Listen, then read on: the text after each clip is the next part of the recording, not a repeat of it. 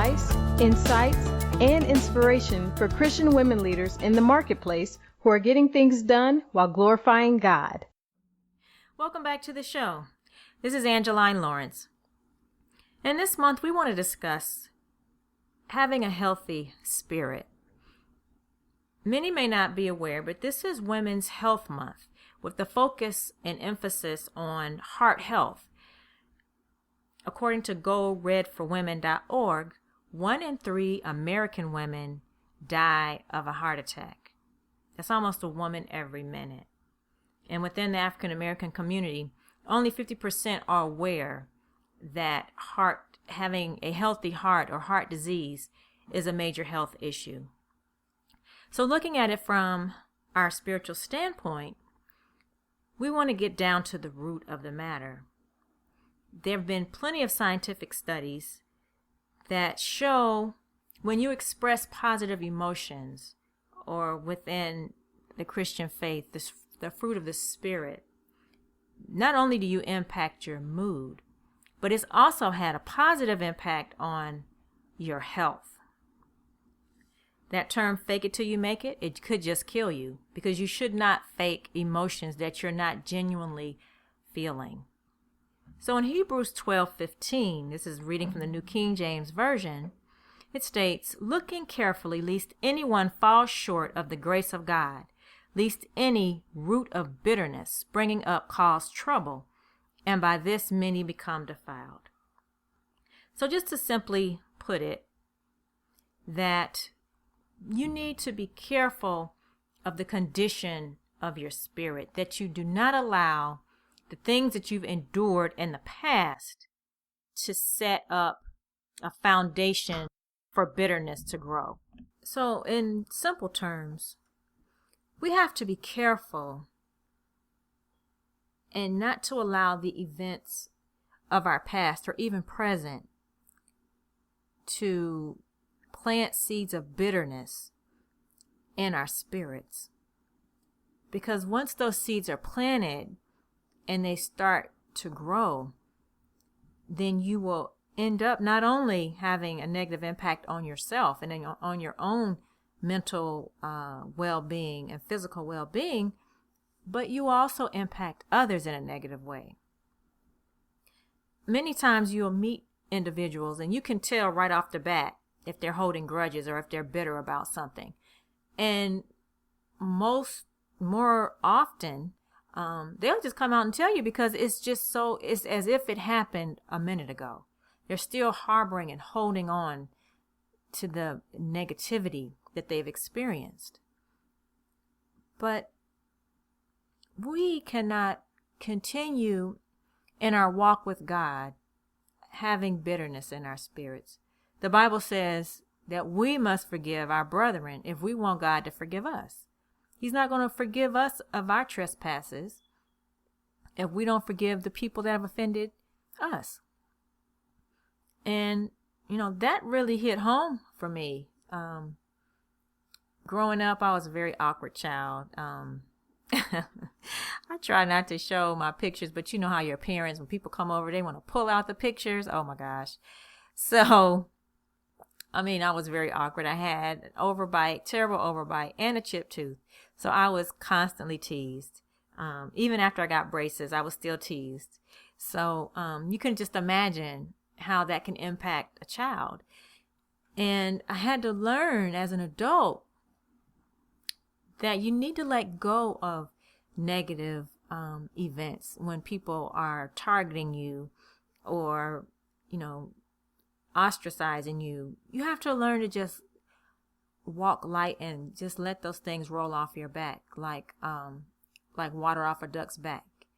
Otherwise, you'll be sick. You will be physically ill and have an attitude all the time.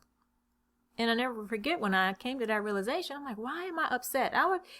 No one was around me. I'd be in my room, at home, but I'd have an attitude. And I was like, oh my goodness, what am I mad about? It's from all those things, allowing all these things to build up.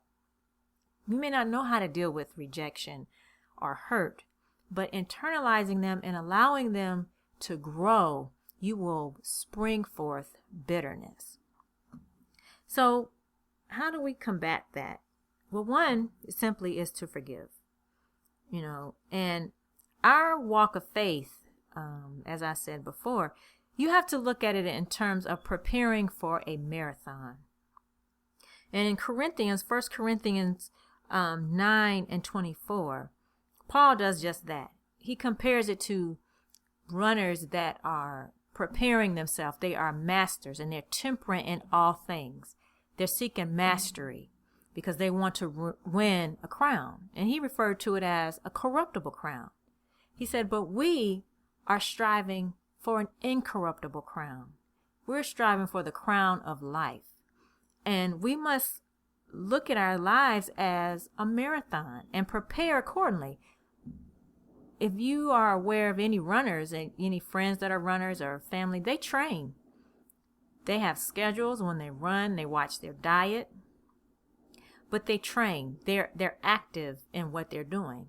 And as you know, the Bible tells us faith without works is dead. We have to be active in our faith and walking out the visions that God has given us and helping others.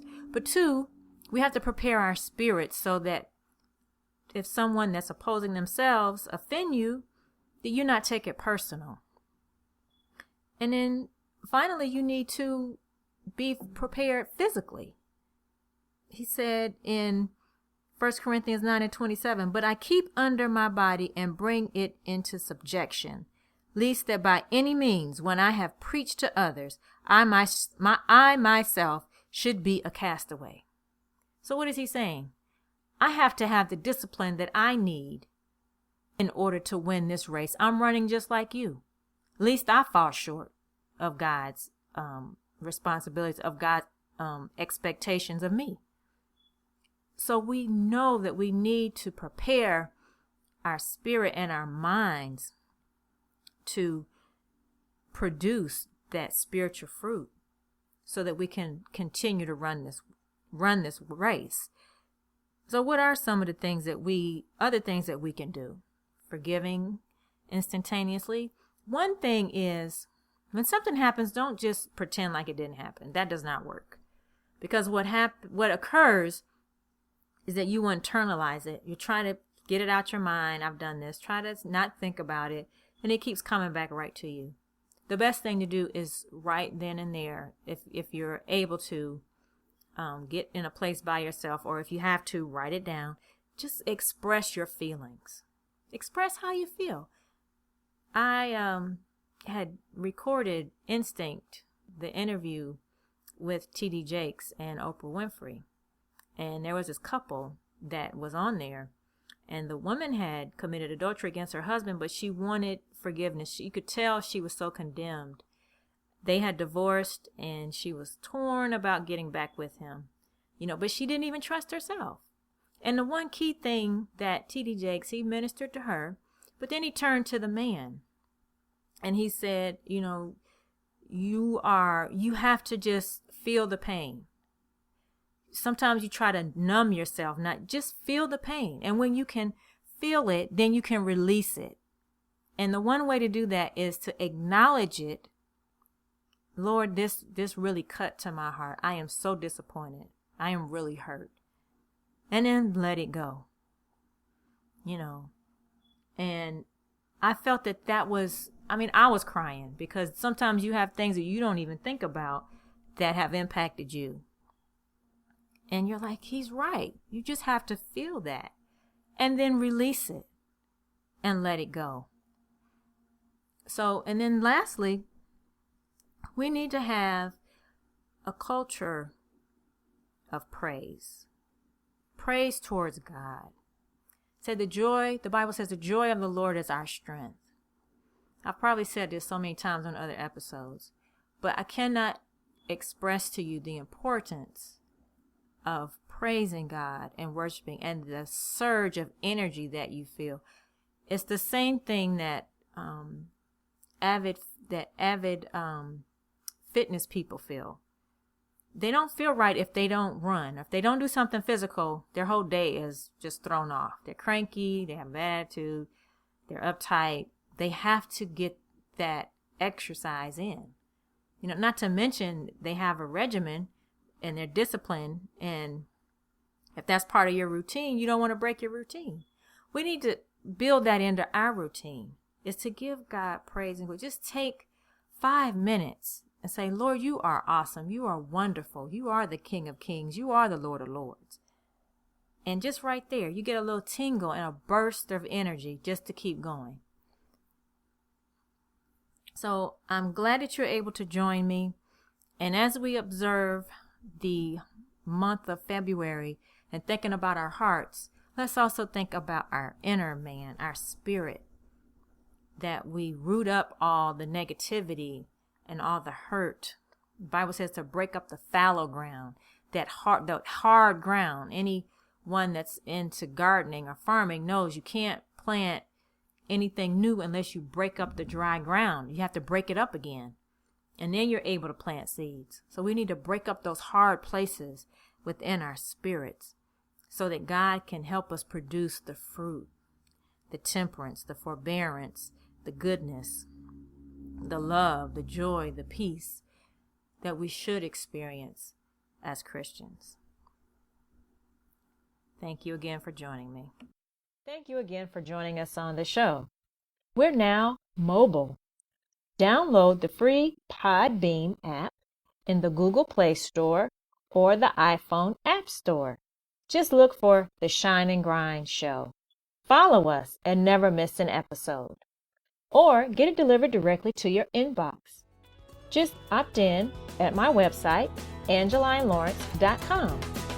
You get access to free tips on winning ways, how to be a power player in your workplace.